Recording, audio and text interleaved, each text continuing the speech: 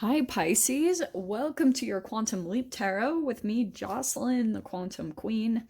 So, this is a really different layout that I'm doing. You can click the link above, or it will be linked at the end of this video where I actually describe in person kind of my whole ideal behind this. These are my, like I said, a quantum leap, or it's kind of this combination between law of attraction, shoots and ladders, snakes and arrows, which if you guys want to read the book Snakes and Arrows, it will be a really awesome book, but it's like this interesting combination of those games, plus it's like a video game, and how you're trying to up level maybe certain things that you need to learn so that you can really get to a higher like vibrational place, whatever you guys are trying to make a leap towards. That's what these readings are going to be based off of. Okay, I'm going to go in from there. So this is for Pisces, Sun, Moon, or Rising. As always, welcome to my cross-watchers. Cross-watcher, if you're dealing with a Pisces, the message could be for you. So feel free to take it however it resonates with you and your situation. Keep in mind that these are just general timeless readings, so whenever you come across it is probably when you're meant to hear it. Down below is my website information if you guys are wanting to book a one-on-one, and they're just about to open up, so you can either subscribe to my website or you can just watch it when the availability opens up. And as always, just wanted to say thank you for liking, subscribing, and thank you for all of your good karma donations. Okay, so these cards already flipped. I will go through them in just a little bit, but I just wanted to get a main overall energy and theme for your reading, okay? Chill with me for a second. Pisces. Nice, okay. So, first card coming out, you have I stand up for what I believe in. So there could be something where Pisces, maybe you're going through a little bit of a struggle to, like, there's these lower parts of you that haven't completely come in and been integrated energetically. So that could be something where when you start communicating something and just for your beliefs, like just speaking your truth, saying what you need to say. And it doesn't have to be like calling a person out. Sometimes that's not always the best. It can just be where you find an avenue or an outlet for you to communicate your truth, where you're being heard and where it resonates, where people like resonate with what you're saying. So that could be what you're doing right now, or it could just be in general in your relationships where you're deciding to stand up for yourself and you're just starting to kind of integrate your lives, like parts of you that might be kind of split where you have to be certain aspects of yourself with different people. Like, say for example, you swear a lot in general, but when you go around certain people you have to keep that silent. You know what I mean? Things like that where you feel like you have to change in a way to fit your surroundings or fit the people around you. That's what's changing, okay, through this process. Your very first card out, which is the strongest, is the Ten of Swords. So there's definitely, you guys could be, especially with it being at your beginning card, you could be like in this process of how you're trying to up level and get to this place where you're just really concrete in your beliefs. Ten of Swords is why. Your past and what you've been through, probably a lot of manipulation, probably maybe even a lot of mental or psychological abuse, is going to be the foundation actually that's really positive. Okay, but the trick behind the Ten of Swords is a lot of the times you have to not become the abuse that you went through unconsciously. Like sometimes that's the narcissistic fleas. Like you can take on an energy to survive, to get through something. And then once you get the strength to stand up for yourself and to get out of that situation, then you need to come back into your authenticity and come back into your own energy and really do some introspection about maybe what was inauthentic about you that pulled you energetically into that situation in the first place. Next card out is the Knight of Wands. So this is definitely tied to your passion. I feel like what's going to happen, I love this because there's this big time painful ending for you, and some passions are going to come out where you start to feel more alive, you start to have a lot more fun, and things might open up where you can actually take a leap towards something in a really positive way, and it's going to help you to walk away from a situation that's not fulfilling you any longer. Look how perfect that is, because right when you're about to up level, right, this is my little shoots and ladders, This is what's going to help you, is finally deciding something doesn't fulfill you emotionally. And then once you come to that realization, and then you honor yourself by, and it could be this interesting process where you start doing something passionate, you start like getting into something here, taking action in some way. Knight of Wands is action. So it could be a hobby or a passion or something creative that you enjoy doing.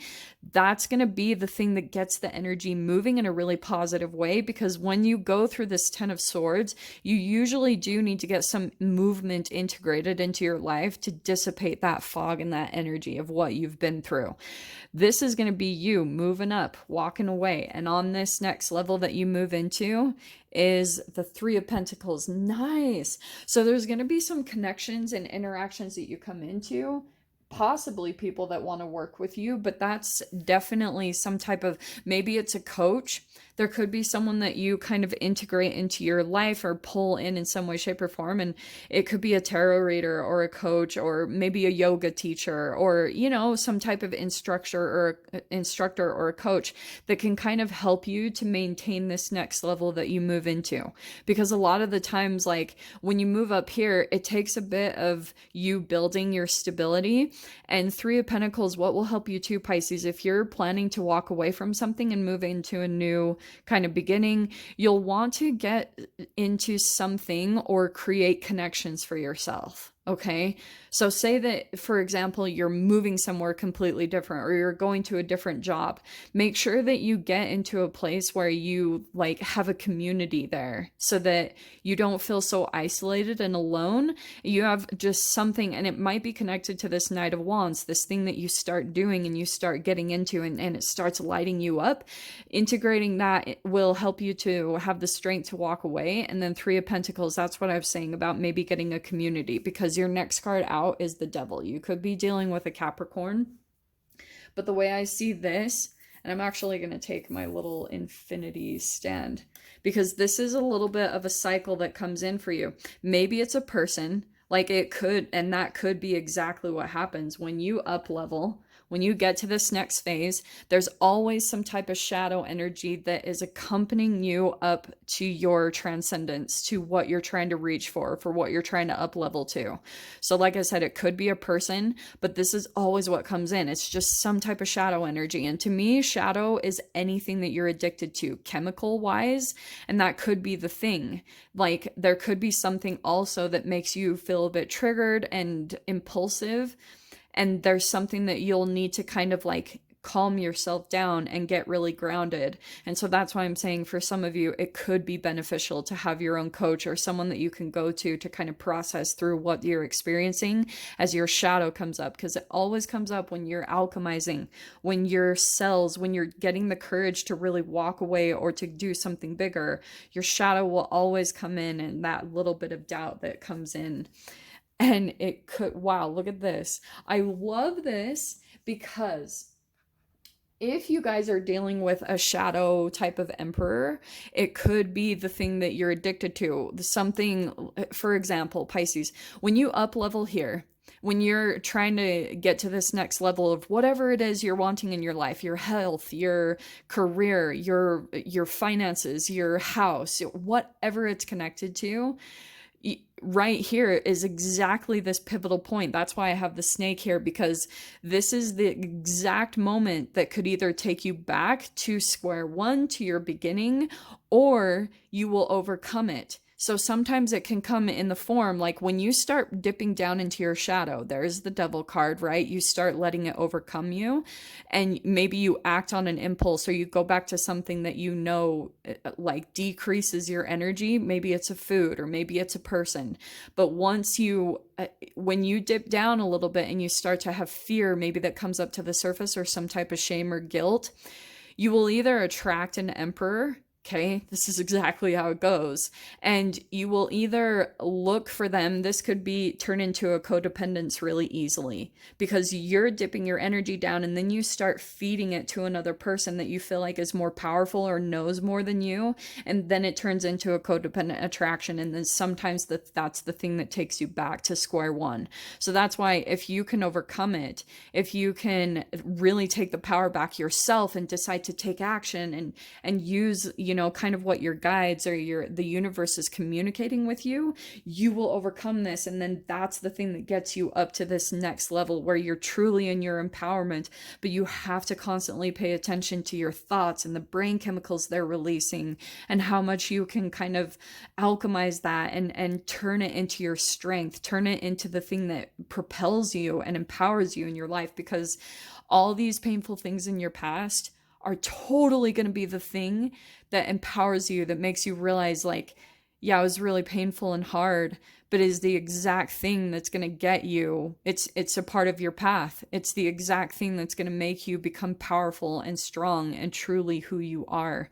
So I will dive into the extended. I'm going to do charms. I'm going to dive more into the things that you'll be connecting or collecting along the way to get up to this, you know, because it's just like a video game. You kind of gather up all these things like coins or things to help your health, ideals.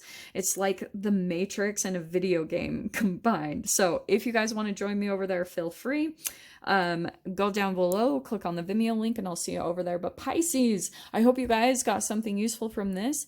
And with that being said, I'm sending you so much love, wishing you all the very best, and I'll see you in your next reading. Take care.